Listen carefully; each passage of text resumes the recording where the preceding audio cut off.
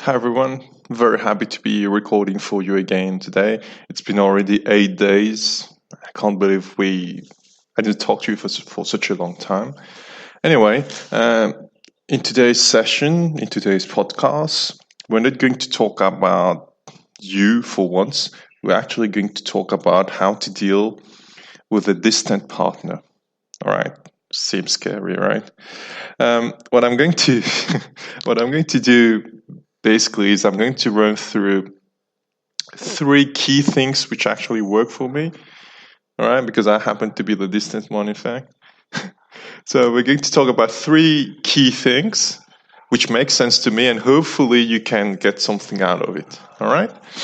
So the first thing, which is important when you're dealing with a distant partner, all right, is actually respecting the differences. All right.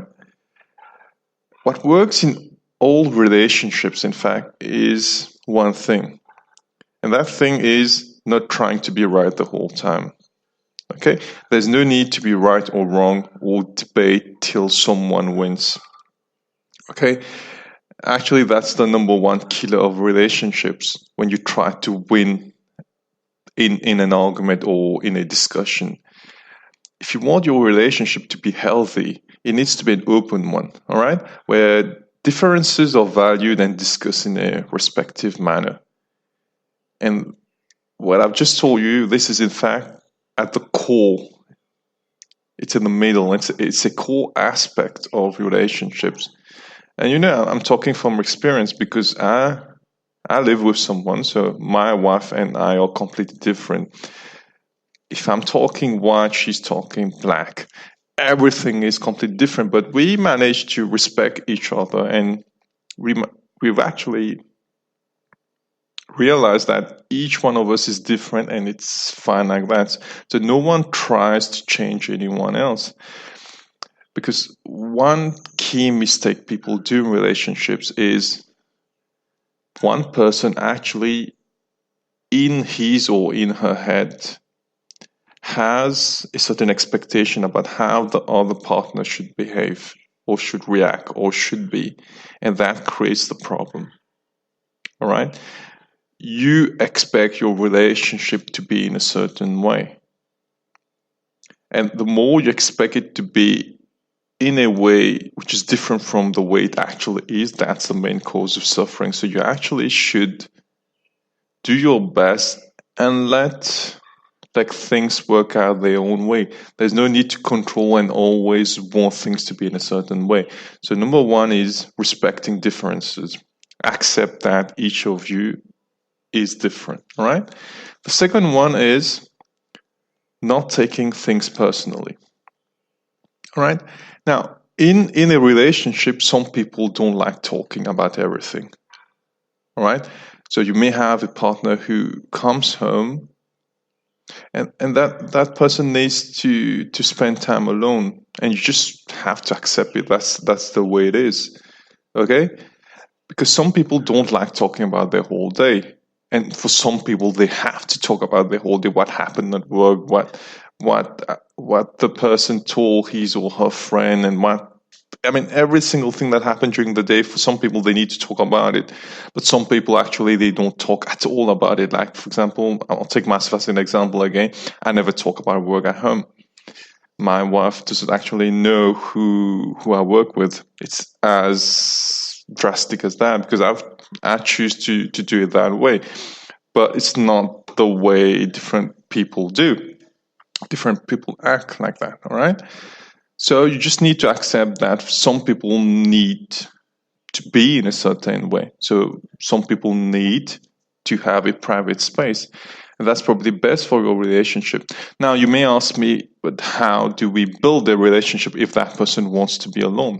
Actually, if your partner needs to spend some time alone, let it.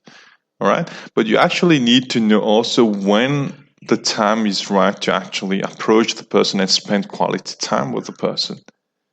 Okay. And that is key. Sharing that key moment with the person when the time is right. But if you actually expect from the first minute the person comes home that you want the person all for yourself, you're actually messing up the relationship. Okay, so don't take it personally.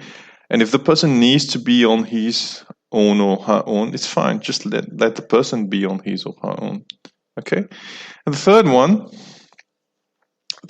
one is that you need to call off the pursuit. What I mean by that is when your partner is unavailable, okay, what happens most of the time is you automatically go in the pursuit mood, which means that you start to chase the person, okay? And the person is unavailable, and you go there and you try to check why the person is acting that way, why the person is unavailable, why the person is not talking to you. And by doing this, you make things worse. Okay? So if you try to run after a relationship, that person will just run away. That's the law of relationships if something like that exists. Okay? So basically, if things need to work out between you and another person, it will work out. All right?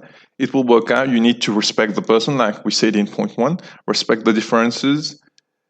Don't take things personally, because that's the way the person is and that's the way you are. You wait for the key moment where you can actually approach the person and spend quality time privately with the person. And the third point was, you don't run after the person. If you try to run, if you try to control, if you try to have a grip on the relationship, that's where you lose it. And we have a very good analogy, in fact, the analogy of holding sand in your hand. The more you try to control the sand, the more you try to hold it in your hands, the more it falls from your hand. So relationships are like that too. It needs to be open. It needs to be respectful. You don't need to always take things personally, because different people act in different ways, and you don't need to chase it. If things have to work out, they will work out, but you never chase relationships, because the more you chase, the more you control, the more you are not respecting yourself. Okay? So 3 key things from me. Hopefully you get something out of it. Till next time, bye-bye. Lots of love from me, Girish. See you soon.